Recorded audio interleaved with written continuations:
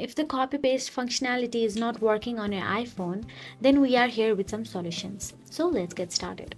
Firstly, all you have to do is double tap on the text. After you double tap on it, a pop-up option will appear, and all you have to do is tap on the copy option from the pop-up. After you tap on the copy, all you have to do is go to the new notes app or anywhere you want to paste it and tap on it and paste it, and it will be pasted easily. Now, the second one is to disable the handoff feature. Firstly, go to the settings app on your mobile device, and inside settings, tap on the general option available there. Now inside the general, tap on the AirPlay and handoff option available there, and you can see the handoff option, disable that one. After that, log out of your iCloud account and then restart your iPhone.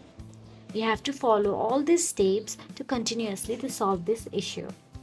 After that, again go back to the Note app, and now place the cursor at the end and a single tap. So make sure to place the cursor at the end of the sentence, and all you have to do is a single tap and tap on the copy or select all option available there, then tap on the copy. After that, the place cursor will look at all your sentences and you can easily copy and paste it. So that is it. If you found this video helpful, please like, share and subscribe, and thank you so much for watching.